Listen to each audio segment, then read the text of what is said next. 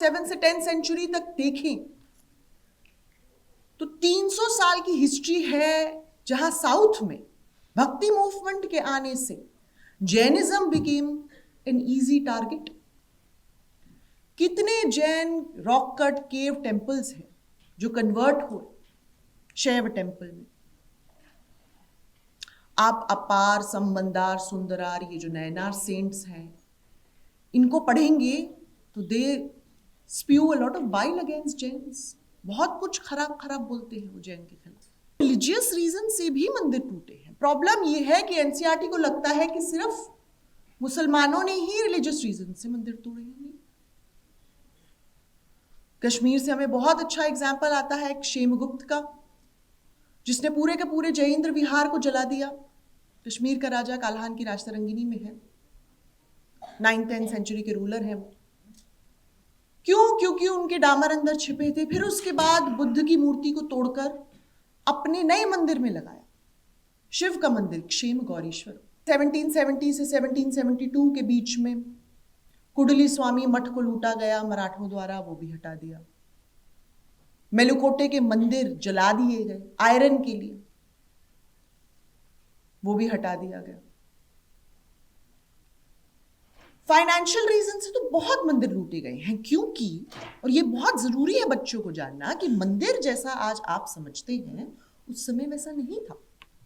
Economic institution है, बहुत पैसा आता है, टैक्सेस लगाते हैं मंदिर मार्केट्स लगाते हैं, हाट्स लगाते हैं, उससे पैसे कमाते हैं। वो सारा पैसा मंदिरों को काफी ल्यूक्रेटिव बनाता है किंग्स के लिए, तो वो उसको लूटते हैं। मंदिर देख लीजिए, श्रृंगेरी मठ मंदिर 1790 से 92 के बीच में परशुराम भाऊ की फोर्सेस जाती हैं और श्रृंगेरी मठ मंदिर को तोड़ देती हैं। वहां शारदंबा का इतना बड़ा आइडल है सरस्वती का, उसको तोड़ देती है। और वहां से कम से कम भी 60 लाख रुपीस, उस समय 60 लाख की लूट ले जाते हैं। फिर उसके बाद एक लेटर जाता है मराठा पेशवा से कि आपने क्या कर दिया, आप तो पैसे वापस कीजिए, पर वो पैसे वापस नहीं होते। कौन करता है पैसे वापस? क्लास 8 में ये लिखा हुआ है कि सिर्फ धर्म के नाम पे, आइकॉनोक्लाज्म के नाम पे मंदिर टूटे, ये बिल्कुल गलत है। मंदिर तोड़ने का इतिहास बहुत पुराना रह चुका है, और जब शुरू हुआ था तब उसके बहुत रीजंस थे, पॉलिटिकल, फाइनेंशियल। तो जब मराठों का चैप्टर आता है, उन्होंने हटा दिया कि सबसे ज्यादा मराठों ने लूटपाट मचाई है। 8वीं के दूसरे चैप्टर में, जिसमें सुल्तानों और मुगलों का जिक्र हुआ है, क्रूअल और ब्रूटल टर्म यूज हुआ है, अदरवाइज किसी और चैप्टर में नहीं है। कोई और राजा इंडियन हिस्ट्री में ब्रूटल और क्रूअल नहीं था। ये कंक्लूजन एनसीईआरटी ने पहले ही बना लिया है और परोस दिया है।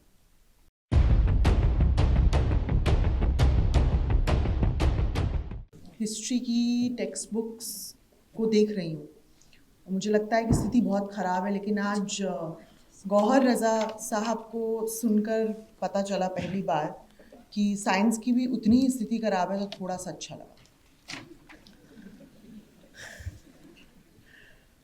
लेकिन मैं फिर से यही बात कहूंगी जो मैं बहुत बारी कह चुकी हूं, कि अगर आप सोशल साइंस की टेक्स्ट बुक्स देखेंगे, इतिहास की टेक्स्ट बुक्स देखेंगे, तो बहुत खराब स्थिति है। आप अगर class 6th, 7th, class 8th की टेक्स्ट बुक को उठाकर वहां जो NEP 2020 एम्स और गोल्स वगैरह लिखे हुए हैं, उसको अगर आप पढ़ेंगे तो बड़े इंटरेस्टिंग है। लेकिन और अगर आप जब उनको पढ़ेंगे तो आप उनको एक्सेप्ट भी करेंगे कि हाँ, ये तो बहुत अच्छा लग रहा है सुनकर। पर जब आप एक्चुअल में टेक्स्ट पढ़ेंगे तो आपको पता लगेगा कि कथनी और करनी में कितना फर्क है। तो सबसे पहले तो एक जो कोट है बड़ा इंटरेस्टिंग, क्लास 8th की सोशल साइंस टेक्स्ट बुक में NEP का, The aim is to enhance the students' analytical capabilities. ताकि वो जांच परख कर विश्लेषण कर सके उनको जो पढ़ाया जा रहा है उसका। इसका सार यही हुआ। पर अगर आप टेक्स्ट पढ़ेंगे तो आपको पता लगेगा कि इसके एग्जैक्टली ऑपोजिट हो रहा है। कैसे देंगे आप उनको एनालिटिकल कैपेबिलिटीज जब आप पहले ही डिसाइड कर लेंगे कि इंडियन हिस्ट्री में कौन विलेन था और कौन हीरो था? खुद ही से आप वैल्यू जजमेंट दे देंगे कि जितने भी सुल्तान आए, जितने भी मुगल रूलर्स हुए, सब खराब थे, सब ब्रूटल है, सब क्रूअल है। कक्षा 6वीं से 8वीं तक की अगर आप किताबें देखेंगे तो सिर्फ 8वीं के दूसरे चैप्टर में, जिसमें सुल्तानों और मुगलों का जिक्र हुआ है, क्रूअल और ब्रूटल टर्म यूज हुआ है। अदरवाइज किसी और चैप्टर में नहीं है। कोई और राजा इंडियन हिस्ट्री में ब्रूटल और क्रूअल नहीं था। ये कंक्लूजन एनसीईआरटी ने पहले ही बना लिया है और परोस दिया है। खुद से बच्चों को ये कंक्लूजन पे आने के लिए ऐसा कुछ भी नहीं दिया गया है ताकि बच्चा खुद इक्विप हो सके, सोच सके कि क्रूअल्टी के मायने क्या है, ब्रूटैलिटी के मायने क्या है। पहले ही आपने डिसाइड कर लिया है कि अकबर भी ब्रूटल था और बाबर तो खैर क्रूअल है ही। डार्क एज आपने पहले ही टर्म इंट्रोड्यूस कर दिया।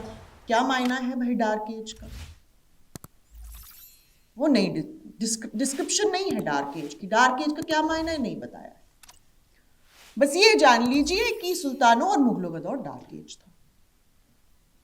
कहां से आ रहा है ये टर्म? बड़ा इंटरेस्टिंग है।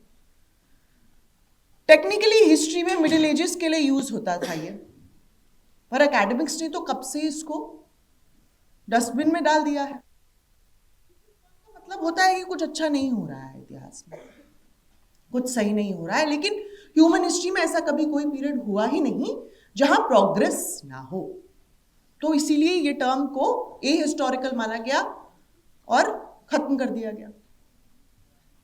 लेकिन ये टर्म यहां से नहीं ला रहे हैं। आप सावरकर पढ़ेंगे तो टर्म वहां से आ रहा है। एक है गोल्डन एज, जो कि एंशिएंट इंडिया है।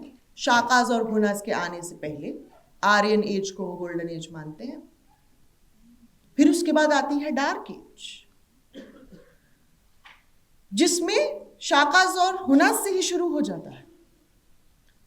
क्यों? क्योंकि अहिंसक आइडल खराब आइडल है, एफेमिनेट आइडल है। उसने हमारी सिविलाइजेशन को वीक कर दिया सावरकर के हिसाब से। तो वहां से शुरू हो गई डार्क एज। बुद्धिज्म का आइडल है बुद्धिज्म, इसीलिए सावरकर के हिसाब से बहुत अच्छा नहीं है, क्योंकि वह हिंसा का आइडल लेकर आया। उनके हिसाब से नेशन को हाइपर मैस्कुलिन होना चाहिए, मर्दानगी।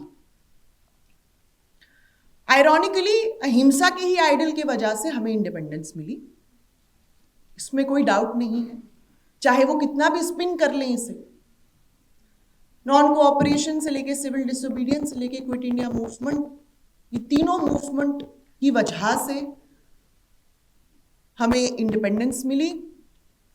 और जिसने ये आइडियल फॉलो किया उसी को पूरी दुनिया इंडिया के नाम से जानती है, महात्मा गांधी को। पर खैर डार्क एज का टर्म यहां से आ रहा है। तो आपने पहले ही बता दिया कि वो एज डार्क एज है। क्या एनालिटिकल कैपेबिलिटीज आप बच्चे में डेवलप करेंगे? उसके बाद आप फिर से 6वीं 7वीं 8वीं की किताबें देख लीजिए। सिर्फ 8वीं की किताब में ही मंदिर तोड़ने का जिक्र है। मैं ये बात बहुत बारी बोल चुकी हूं। सिर्फ इसीलिए नहीं क्योंकि ये पक्का है कि एनसीईआरटी सिर्फ यही दिखाना चाहती है कि मुगलों और सुल्तानों ने मंदिर तोड़े, बल्कि इससे भी ज्यादा मेरी ग्रज ये है कि मैं जिसने 10 साल से टेम्पल डिस्ट्रक्शन पे रिसर्च की है, उसे पता है कि ये हिस्ट्री कितनी इनकम्प्लीट बता रही। क्योंकि सिर्फ क्लास 8 में ये लिखा हुआ है कि सिर्फ धर्म के नाम पे, आइकॉनोक्लाज्म के नाम पे मंदिर टूटे, ये बिल्कुल ही गलत है। मंदिर तोड़ने का इतिहास बहुत पुराना रह चुका है, और जब शुरू हुआ था तब उसके बहुत रीजंस थे, पॉलिटिकल, फाइनेंशियल। तो जब मराठों का चैप्टर आता है, उन्होंने हटा दिया कि सबसे ज्यादा मराठों ने लूटपाट मचाई है। आप मंदिर देख लीजिए, श्रृंगेरी मठ मंदिर 1790 से 92 के बीच में परशुराम भाऊ की फोर्सेस जाती हैं और श्रृंगेरी मठ मंदिर को तोड़ देती हैं। वहां शारदंबा का इतना बड़ा आइडल है सरस्वती का, उसको तोड़ देती है, और वहां से कम से कम भी 60 लाख रुपीस, उस समय 60 लाख की लूट ले जाते हैं। फिर उसके बाद एक लेटर जाता है मराठा पेशवा से कि आपने क्या कर दिया, आप तो पैसे वापस कीजिए, पर वो पैसे वापस नहीं होते। कौन करता है पैसे वापस? टीपू सुल्तान। टीपू सुल्तान बनाता है वो मंदिर दोबारा, शारदंबा का टाइटल दोबारा, शारदंबा का आइडल दोबारा। बाकायदा लेटर में लिखा है सच्चिदानंद भारती को, जो उस समय के जगत गुरु थे श्रृंगेरी मठ के, ये सब हटा दें। उससे पहले 1770 से 1772 के बीच में कुडली स्वामी मठ को लूटा गया मराठों द्वारा, वो भी हटा दिया। मेलुकोटे के मंदिर जला दिए गए आयरन के लिए, वो भी हटा दिया गया। फाइनेंशियल रीजन से तो बहुत मंदिर लूटे गए हैं, क्योंकि, और ये बहुत जरूरी है बच्चों को जानना, कि मंदिर जैसा आज आप समझते हैं उस समय वैसा नहीं था। इकोनॉमिक इंस्टीट्यूशन है, बहुत पैसा आता है, टैक्सेस लगाते हैं मंदिर मार्केट्स लगाते हैं, हाट्स लगाते हैं, उससे पैसे कमाते हैं। वो सारा पैसा मंदिरों को काफी ल्यूक्रेटिव बनाता है किंग्स के लिए, तो वो उसको लूटते हैं।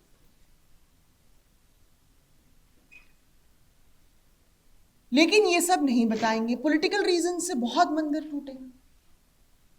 बड़ा ही इंटरेस्टिंग एग्जाम्पल है, कश्मीर से ही आता है काल्हान की राजतरंगिनी में। 8th सेंचुरी के रूलर हैं ललितादित्य।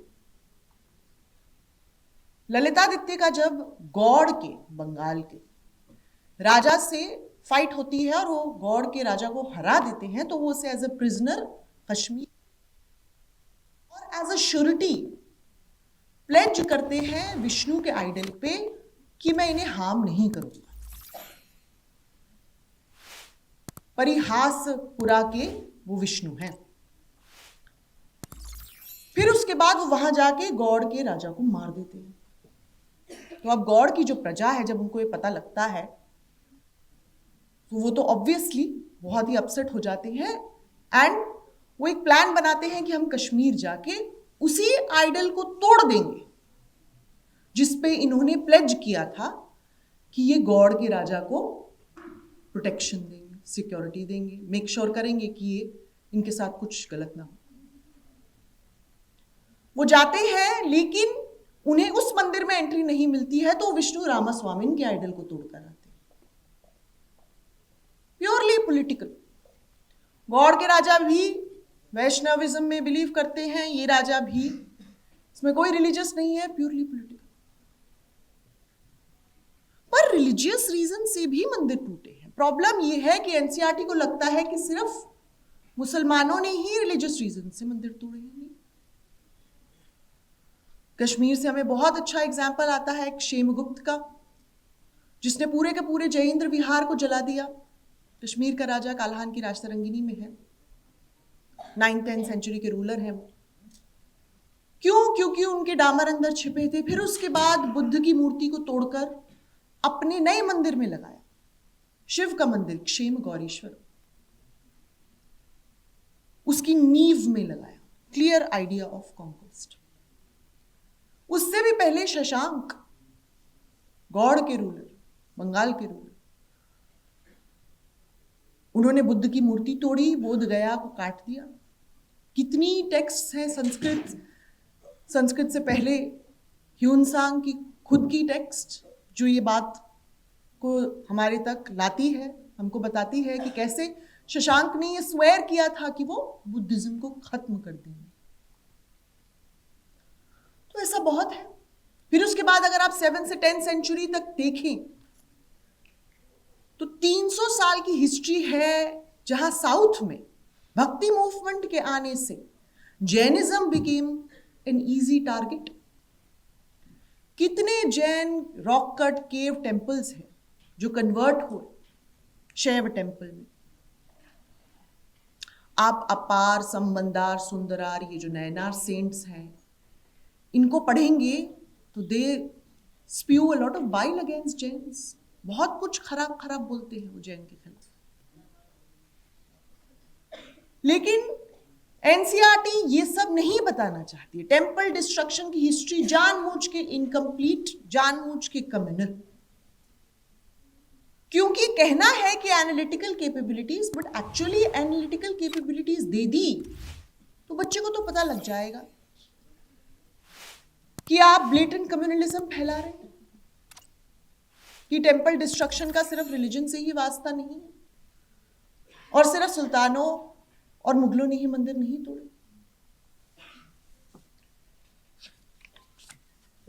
इससे भी ज्यादा इंपॉर्टेंट एक चीज जो वो बोलते हैं, बड़ी इंटरेस्टिंग है, aims to prepare students to engage constructively with the opportunities and challenges of the 21st century.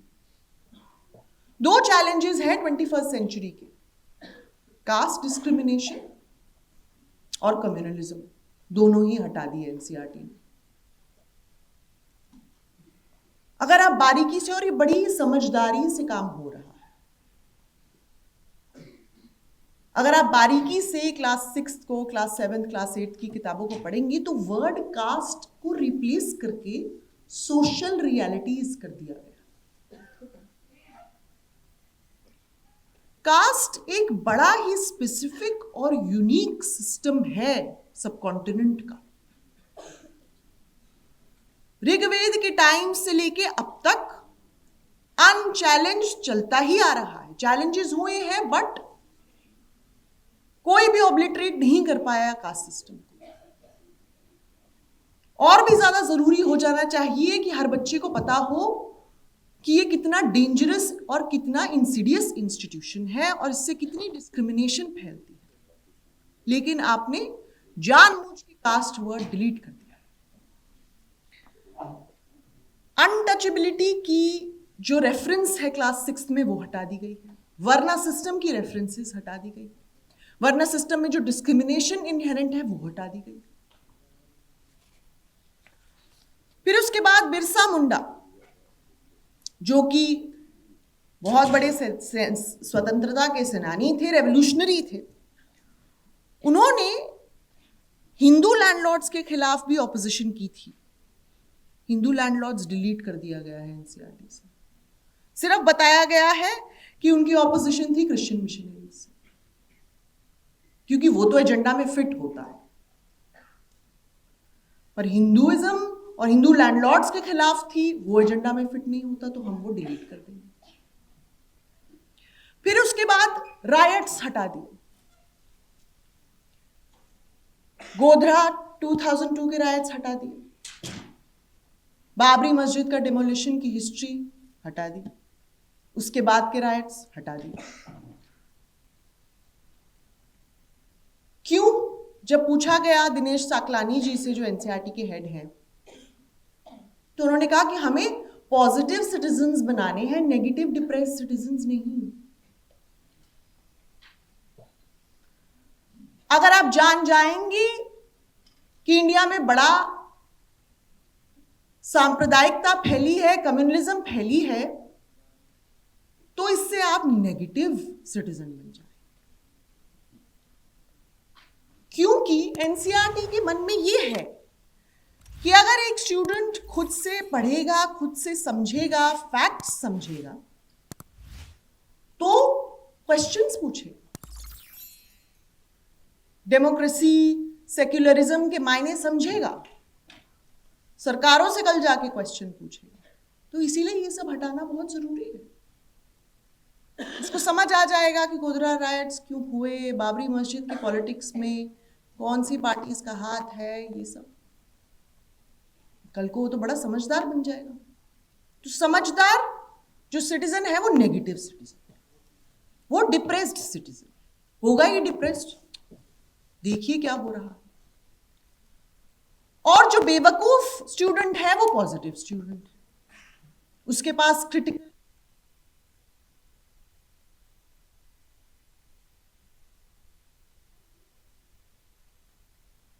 जब आप फैक्ट्स परोसेंगे, फैक्ट्स ही हटा दिए।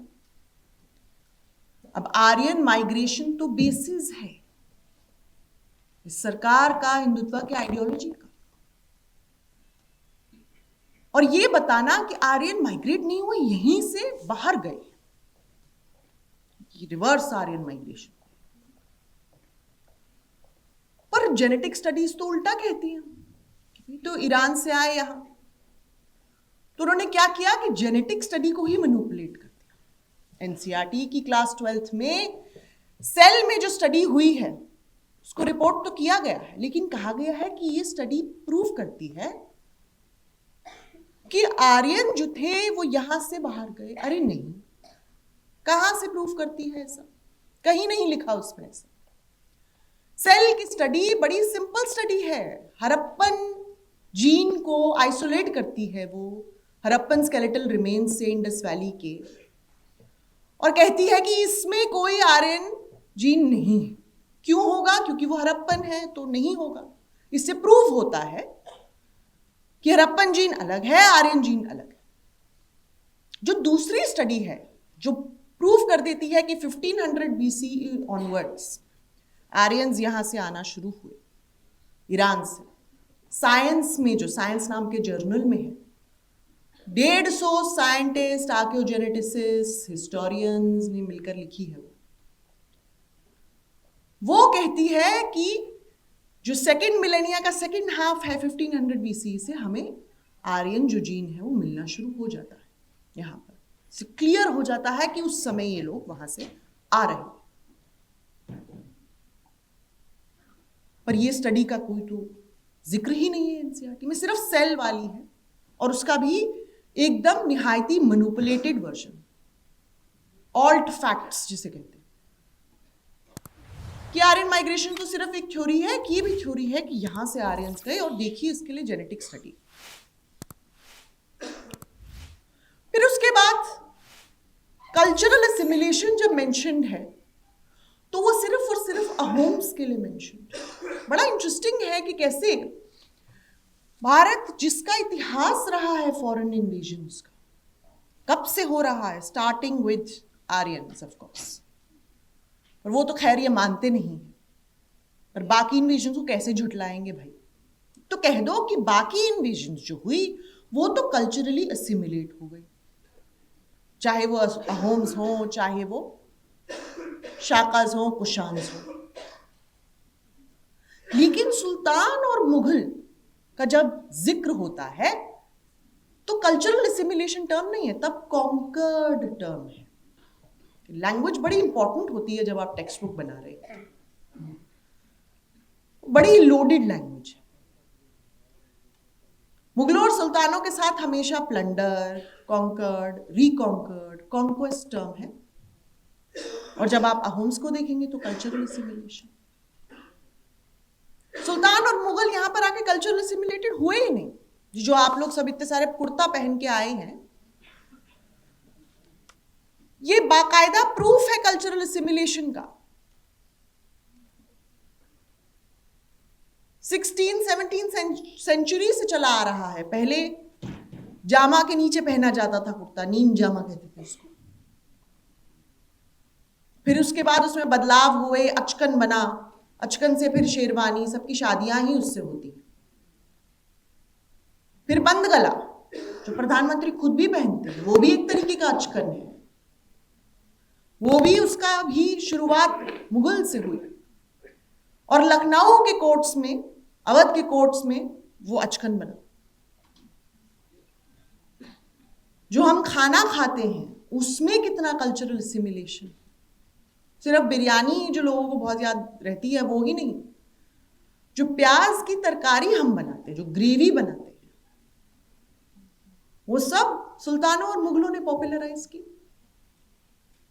समोसा जो हम खाते हैं वो सुल्तानों के समय से आ रहा है।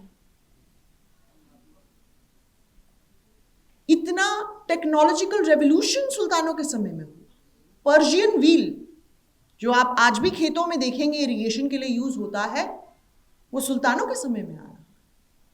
स्पिनिंग व्हील जिससे टेक्सटाइल मैन्युफैक्चरिंग बड़ी रेवोल्यूशनाइज हुई, वो सुल्तानों के समय में आ रहा है। ये सब का कोई जिक्र नहीं है एनसीईआरटी किताब में, बिल्कुल नहीं। सिर्फ ये जिक्र है कि अलाउद्दीन खिलजी गए साउथ में, उन्होंने बड़े सारे हिंदू सेंटर्स को अटैक किया, कि अकबर ने चित्तौड़ में बड़े सारे लोग मार दिए। जो एक्चुअल सोशियो कल्चरल इंपैक्ट है, जो वैसे भी बताना चाहिए, नेगेटिव पॉजिटिव क्या फर्क पड़ता है, वो तो बताया ही नहीं। तो बच्चों से बड़ी सिंपल तरीके से उनका right to proper historical education छीना जा रहा है। वो सब तो ठीक है, जो भी वो कम्युनल पॉइजन पा रहे हैं वो तो पा ही रहे हैं, पर वैसे भी इतना कम है सुल्तानों और मुगलों के बारे में इस चैप्टर में कि अगर वो कल को किसी के सामने बैठेंगे भी तो उनको कुछ नहीं पता होगा सुल्तानों और मुगलों के बारे में। 4 से 5 लाइनें हर एक सुल्तान के बारे में आपने बता दी, और ये कोई छोटी मोटी हिस्ट्री नहीं है, 600 साल की इंडियन हिस्ट्री। उसको आपने एनसीईआरटी टेक्स्ट बुक्स में 15 से 20 लाइन में सिमटा दिया, क्या होगा उससे? एंड मेरी प्रॉब्लम ये भी है कि गौहर रजा साहब कह रहे थे कि एटलीस्ट 30 से 40 लाख लोग तो 11वीं 12वीं में साइंस लेते हैं, यहां तो वो भी नहीं है। इतिहास तो लोग लेते ही नहीं है 11वीं 12वीं में, क्योंकि ये माना जाता है कि पहले तो इतिहास लेने से क्या फायदा है, सबसे पहला क्वेश्चन। और ये मैं अपने एक्सपीरियंस से कह रही हूं। मेरे 10वीं में 94% नंबर आए थे, 94%, और मेरा बहुत घमासान हुआ था घर में। तो सबने कहा था साइंस लो, साइंस लो, इतिहास पढ़ के क्या करूंगी। पर खैर मुझे तो जुनून था इतिहास पढ़ने का, तो मैंने पढ़ लिया। पर ये तो 11वीं 12वीं तक भी नहीं आएंगे बच्चे। 6ठी से लेके 10वीं तक जो भी कम्युनल जहर इन्हें मिलेगा, और अगर 11वीं 12वीं में आ भी गए तो सेम टेक्स्ट बुक्स, और उसके बाद कॉलेजों में भी अब यही हो रहा है। आप अगर कॉलेजेस के कोर्सेज देख लीजिए, बड़े इंटरेस्टिंग कोर्सेज, जो वैल्यू एजुकेशन कोर्सेज इन्होंने इंट्रोड्यूस किए हैं दिल्ली यूनिवर्सिटी में। क्या तो कोर्सेज हैं। वो एक कोर्स है एंशिएंट ट्रेडिशंस पे शायद, या एंशिएंट एथिक्स पे, बड़ा इंटरेस्टिंग है। उसमें भारतवर्ष का जिक्र है, जाम्बू द्वीप का जिक्र है, पर हिंद का कहीं जिक्र ही नहीं है। और क्या मतलब है भारतवर्ष का और जाम्बू द्वीप का? अगर आप देखें हिस्ट्री में, अभी कुछ दिन पहले यूपी के सीएम कह रहे थे कि भारत तो महाभारत में भी मेंशन्ड है। नहीं, वो भारत तो ट्राइब है। जब वो कहते हैं कि भारत जन्मे दुर्लभम, मतलब कि भारत का जो ट्राइब है भारतास, उसमें जन्म लेना दुर्लभ है, लैंड की बात नहीं हो रही। ये जो आइडिया आ रहा है कि भारतवर्ष जो टर्म था ये पूरे का पूरा सब कॉन्टिनेंट, कभी नहीं। थोड़ी सी भी अगर आपने इतिहास पढ़ा होगा, 1st सेंचुरी एडी की जो खारवेला की हाथीगुम्पा इंस्क्रिप्शन है, उसमें वो कह रहे हैं कि मैं भारतवर्ष से लड़ाई कर रहा हूं। वो खुद उड़ीसा के हैं, कलिंग के। तो क्या मतलब हुआ भारतवर्ष का? सब कॉन्टिनेंट पूरा का पूरा तो नहीं हुआ। इसका मतलब कलिंग भारतवर्ष का हिस्सा था ही नहीं, कोई और लैंड है। सेम विद जाम्बू द्वीप, अशोक के डोमिनियंस को डिपिक्ट करता है। पहली बार जो सब कॉन्टिनेंट को एक एंटिटी का दर्जा मिलता है तो अरब्स के द्वारा मिलता है। अल हिंद, अफगानिस्तान से लेके इंडियन ओशन को एक एंटिटी मानते हैं।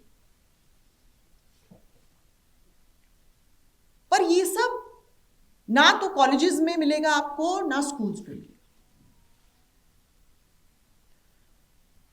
और प्रॉब्लम ये है कि बातें आप हाईफल्यूटिंग कर लीजिए कि हमने एनालिटिकल कैपेबिलिटीज देनी है, चैलेंजेस के बारे में सेंसिटाइज कराना है, पर आपकी किताबों में बिल्कुल ऑपोजिट है। आप जानबूझ के चैलेंजेस छुपाएंगे कास्ट के, कम्युनलिज्म के। आप जानबूझ के फैक्ट्स ऑब्लिटरेट करेंगे बिकॉज आपको एक क्रिटिकली एनालाइजिंग स्टूडेंट नहीं चाहिए, एक क्वेश्चनिंग स्टूडेंट नहीं चाहिए। आपको चाहिए वो स्टूडेंट, वैसे भी हिस्ट्री के साथ तो ये माना ही जाता है, हिस्ट्री को तो पहले से ही लोग बड़ा बोरिंग मानते हैं, पढ़ाई बहुत खराब तरीके से जाती है क्लासेस में।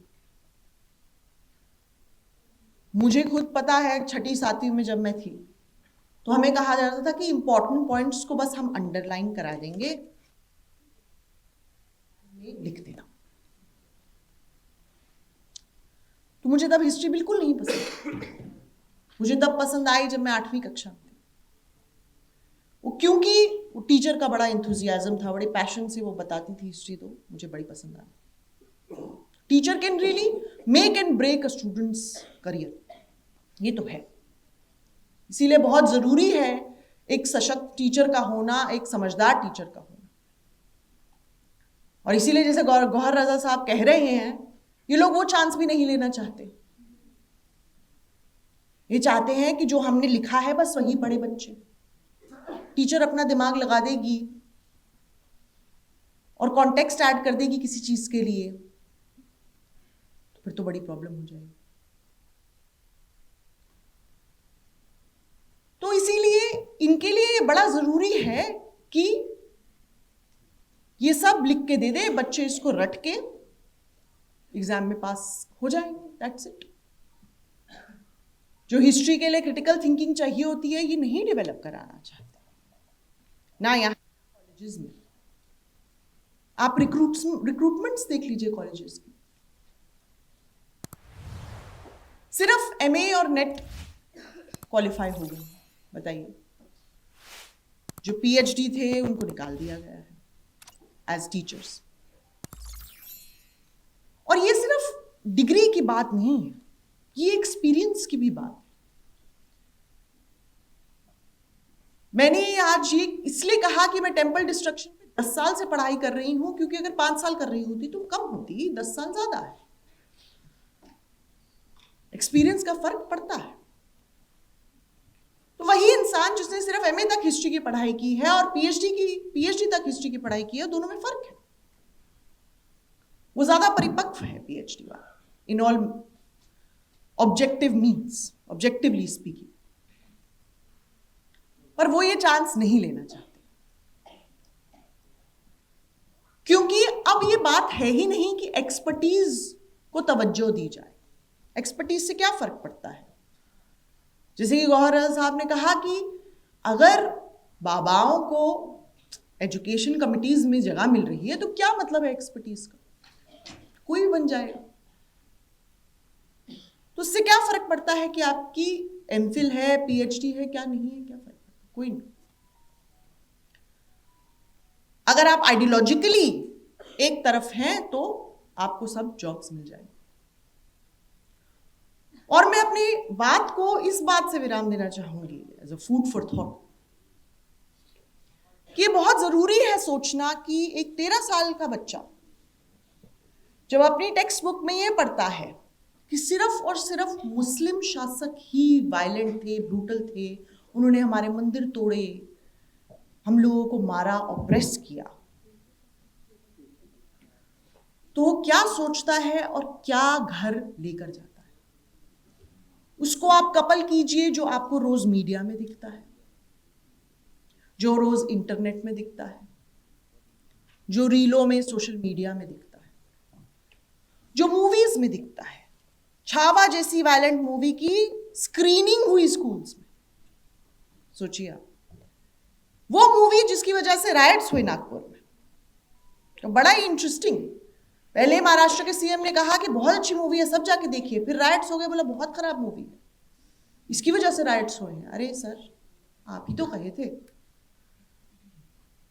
अब बड़ा इजी है ये दोनों तरीके से फिर जाना, बिकॉज उन्हें पता है कि जो उनकी एवरेज फॉलोअर्स हैं, लिसनर्स हैं, उन्हें क्या याद रहता है। वो थोड़ी सोचते हैं दिमाग से, तो उन्हें इससे प्रॉब्लम। उनके लिए बहुत अच्छा है कि वो 13 साल का बच्चा जब एनसीईआरटी की किताब पढ़ता है हिस्ट्री की, घर जाके ये सोचे कि ये लोग ही खराब थे और ये कम्युनल पॉइजन के साथ जिए। उनके लिए वो बच्चा बहुत खराब है जो सोचता है, जो क्वेश्चन करता है और जो समझ रखता है कि सिर्फ यही इंफॉर्मेशन नहीं है और भी है, बहुत जरूरी है। तो क्वेश्चनिंग एंड क्रिटिकल एनालिसिस बहुत जरूरी है, उसी का हनन किया जा रहा है, एंड ये बहुत ही अनफॉर्चुनेट बात है। Thank you so much.